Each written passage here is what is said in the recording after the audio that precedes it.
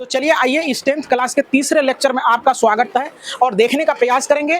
ये आपका जो है ना प्रकाश का परावर्तन और अपवर्तन चल रहा है, काफ़ी ही इम्पोर्टेंट और काफ़ी ही एग्जाम के दृष्टिकोण से काफ़ी ही ये रोचक टॉपिक है तुम्हारा। तो समझने का प्रयास करेंगे सारे बच्चे, और इसमें तो आप मोस्ट वीवीआई लगा लेंगे, वीवीआई का पावर n लगा लेंगे। किसी न किसी शिफ्ट में ये पूछा ही पूछा जाता है, नहीं पूछने का कोई बात ही नहीं है। तो आप चलने का करें प्रयास। तो चलो देखने का प्रयास करेंगे प्यारे बच्चे। कह रहा है कि प्रकाश के परावर्तन के नियम। तो हमने पढ़ा था प्रकाश का परावर्तन का नियम क्या होता है। मैं पहले मौखिक रूप से सारे बच्चे को बताने का प्रयास करता हूं।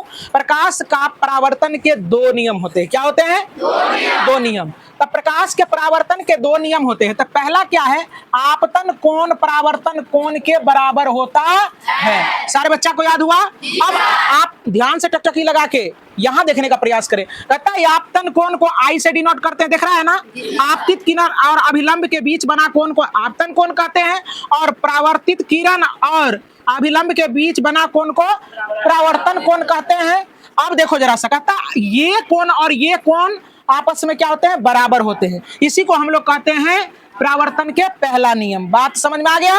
आपतन कोण परावर्तन कोण के देख रहा है ना, ये हो गया ना।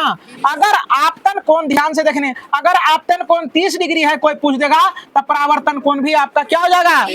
30 डिग्री। अगर आपतन कोण 45 डिग्री है, अगर कोई पूछ देगा कि परावर्तन कोण क्या हो जाएगा? 45। अगर आपतन कोण 60 डिग्री, तो परावर्तन कोण भी 60 डिग्री। Is that clear? तो चलो देखने का प्रयास करें। पहला तो समझ में आ गया। अब देखो, आपतित किरण, परावर्तित किरण और डाला गया अभिलंब, तीनों एक ही बिंदु पर है ना। तो यही दूसरा नियम है। यही क्या है बच्चे? दूसरा नियम। तो याद हो गया सारे बच्चे को? पहला नियम कहता है कि आपतन कोण परावर्तन कोण के बराबर होता है। सीख गया सारे बच्चे? देख रहे हैं दोनों में बराबर लगा हुआ है ना।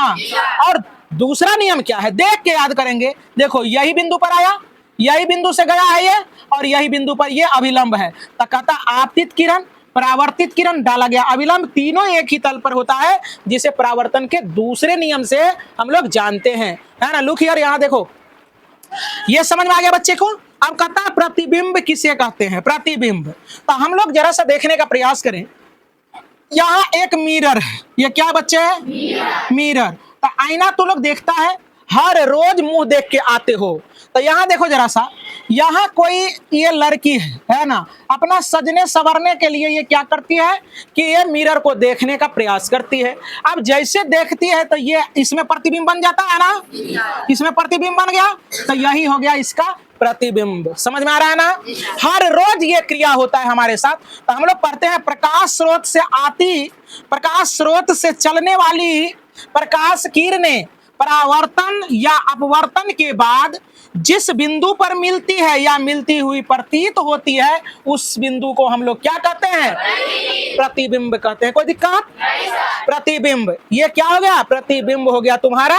अब देखो, प्रतिबिंब जो है तुम्हारा क्या होते हैं? दो प्रकार के होते हैं। कितने प्रकार के? दो प्रकार के। पहले को हम लोग कहते हैं वास्तविक प्रतिबिंब, और दूसरा को क्या कहते हैं बच्चे? आभासी प्रतिबिंब। तब वास्तविक प्रतिबिंब क्या होता है?